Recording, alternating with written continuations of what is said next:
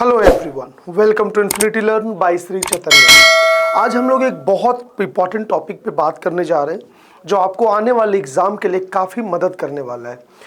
Topic है time management tips for chemistry, balancing theory and practice. अक्सर बच्चों में मैंने देखा है, मैं कई सालों से पढ़ा रहा हूँ, खास करके जैसे ही एग्ज़ाम जब करीब आता है तो जिन बच्चों को क्वेश्चन कन्वर्जन में इशू आ रहा है या जिनके टेस्ट में मार्क्स अच्छे नहीं आ रहे हैं, वो ज़्यादातर ये सोच लेते हैं कि मेरा थ्योरी अच्छा नहीं है इसलिए मेरा नंबर नहीं आ रहा है। और मैंने अक्सर ये मेजॉरिटी बच्चों का ये केस देखा है। तो बच्चे लोग और वो फिर पढ़ने बैठते हैं क्योंकि हर बच्चा अपनी लाइफ में अच्छा करना चाहता है, इसमें कोई भी कोई इनकार नहीं कर सकता और वो अपनी पूरी जिद्दोजहद से मेहनत करता है। बट हाँ, जब मार्क्स नहीं आता है तो थोड़ा सा परेशान होता है। तो बच्चे लोग एक हमेशा तो थ्योरी, वो फिर कहाँ जाता है, थ्योरी पढ़ने चला जाता है। ओके, क्वेश्चन का नहीं बनना मैक्सिमम बच्चों को यही लगता है कि शायद उसको कोई थ्योरी अच्छा बता देता तो क्वेश्चन अपने आप बन जाता, बट ये सच्चाई नहीं है। आपका अक्सर आप देखना कि जब भी किसी टॉपिक के 10 क्वेश्चन आपने लिए, सपोज 5 नहीं बने, अगर आप थ्योरी रिवीजन भी कर लेते हो, क्या 5 के 5 सारे बन जाते हैं? ऐसा नहीं होता है। एक्चुअली बच्चा एक माइंडसेट पे चल रहा होता है, उसे लगता है कि थ्योरी अलग है और प्रैक्टिस ऑफ क्वेश्चंस अलग है। पता नहीं क्यों बच्चों के दिमाग में ये बातें बहुत ज़्यादा घर कर चुकी है और जब भी क्वेश्चन नहीं बनता है वो सीधा आ जाता है मेरा चैप्टर खराब है, मेरी थ्योरी अच्छी ही नहीं है इसलिए नहीं बन रहा है। और उसी वक्त कोई दोस्त कह दे कि वहाँ बड़ा अच्छा पढ़ा है, ये इस बुक में बहुत अच्छा है, और वो चला जाता है सीधा अल्टरनेटिव की तरफ, ऑप्शन पे फिर से समय बर्बाद करता है। तो बच्चे लोग, तो आज मैं सबसे पहले तो आपको बहुत ही कम समय में बताने की कोशिश करूंगा रियलिस्टिक कि बच्चों के साथ प्रॉब्लम क्या आती है और कैसे ठीक करना चाहिए। मैं भी इस जगह पे होता तो मैं क्या करता। तो सबसे पहले क्वेश्चन प्रैक्टिस और थ्योरी के बीच में बैलेंस कैसे करेंगे, खासकर कि इस मोमेंट पर जब आपका समय, अब जनवरी आने वाला है, कुछ ही समय बचा है जब आपका पेपर है, बट अभी भी बहुत समय है। तो सबसे पहले अभी भी इतना टाइम है बच्चा लोग कि आप केमिस्ट्री में अच्छा स्कोर कर सकते हो। ओके, आप मैथ फिजिक्स अगर आपका ऑलरेडी अच्छा है या जिस ये स्ट्रेटजी लगाकर वहाँ भी बेहतर आप कर सकते हैं। ठीक है, तो सबसे पहले तो यकीन करना है, ठीक है, और जो भी समय है उसको 100% इफिशिएंसी देकर आगे उसको मार्क्स में, पॉजिटिव मार्क्स में कन्वर्ट करना है। ठीक है, तो सबसे पहले अभी मैं अगर आपको कहूँ बच्चे लोग, तो सबसे पहले मैं थ्योरी और क्वेश्चंस पे आऊँ तो इस पे ज़्यादा मैं नहीं बोलूँगा। मैं फिर कह रहा हूँ, हमेशा बच्चा ये सोचता है, वो पढ़ता ये है, उम्मीद करता है ये बन जाए, गलत होता है तो फिर दोष इसी को देता है कि शायद मेरा ये खराब है।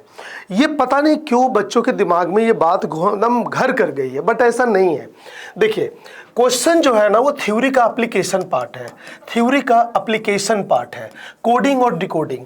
देखो, थ्योरी पढ़ते हो तो आपको सारे फॉर्मूलाज आते हैं, सारे फॉर्मूला आते हैं, सारे डेरिवेशन आते हैं, इसी चीज से निकाल कर क्वेश्चन पूछा जाता है, यानी वो डिकोड किया रहता है, कोड किया रहता है, और आप उस क्वेश्चन का मतलब नहीं निकाल पाते, डिकोड नहीं कर पाते, क्वेश्चन कन्वर्जन नहीं होता है।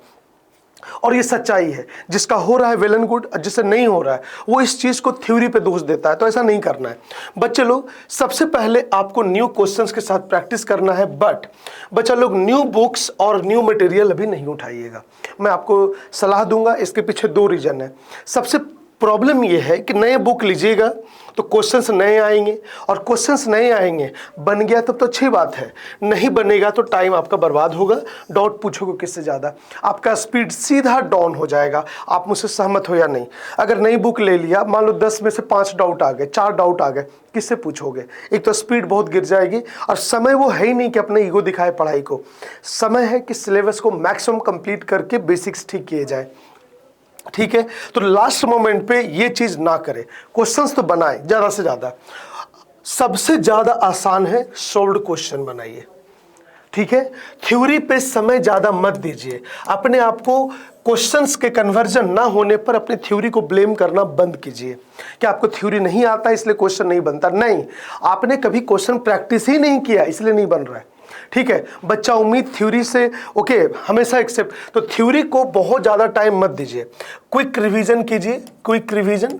ओके, क्विक रिवीजन कीजिए। जैसे अगर मोल कॉन्सेप्ट है तो क्या आपको मोलारिटी का फॉर्मूला नहीं आता? मोलारिटी ऐसे chapter 30 minute is more than enough for revise. Just for theory.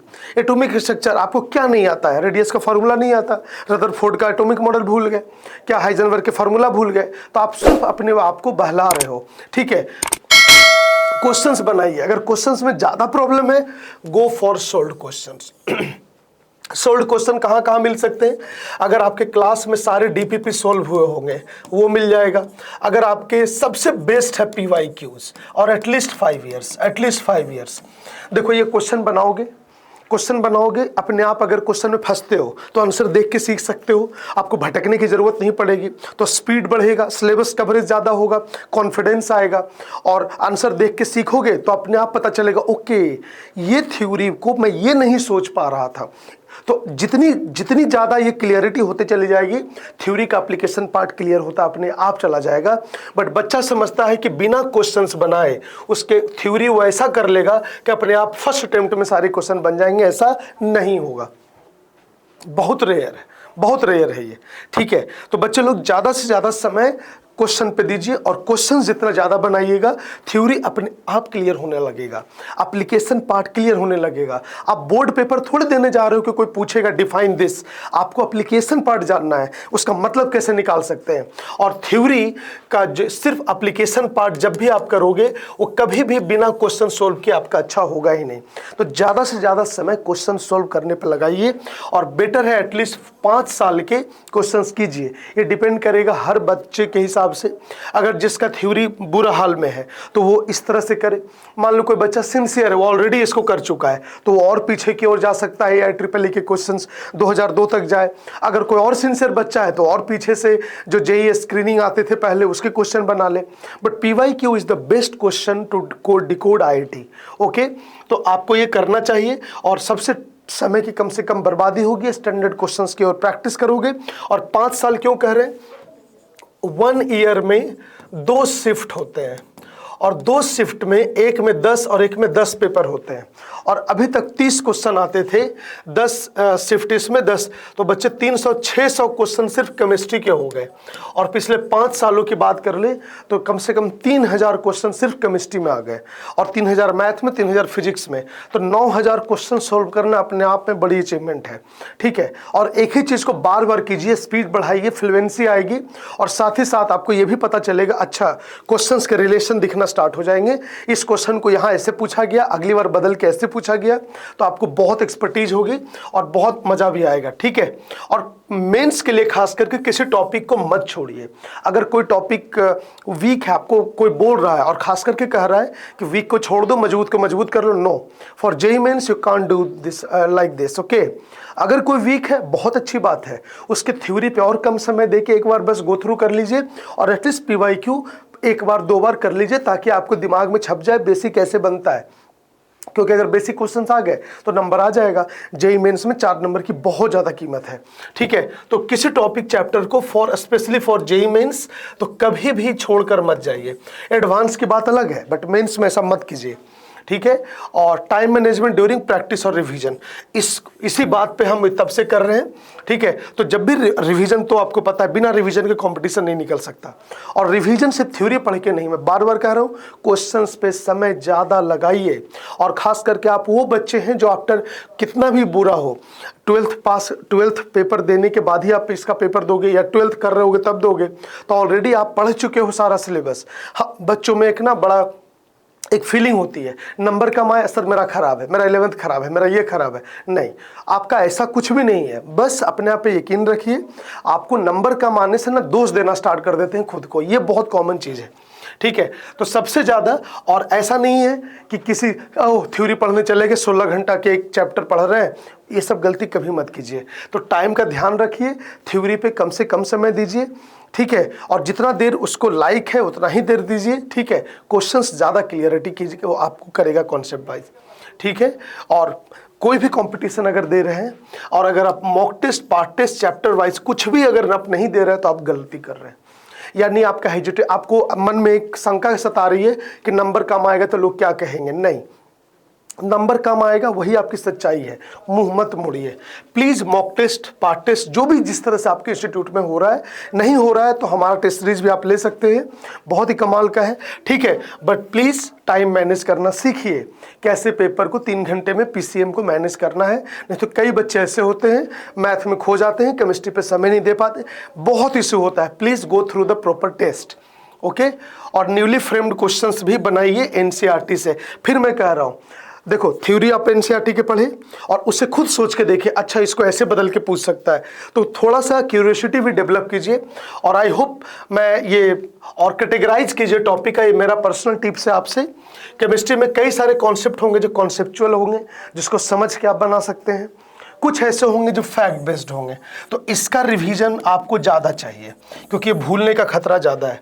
जैसे क्रायोलाइट का फॉर्मूला क्या होता है, ठीक है, तो आप कैटेगराइज कीजिए। जो कॉन्सेप्चुअल है थोड़ा समय ज़्यादा दीजिए, बट इसको समय भले कम दीजिए, बट रिवीजन टाइम इसको ज़्यादा चाहिए, फ्रीक्वेंसी ज़्यादा चाहिए, नहीं तो आपके दिमाग से निकल जाएगा।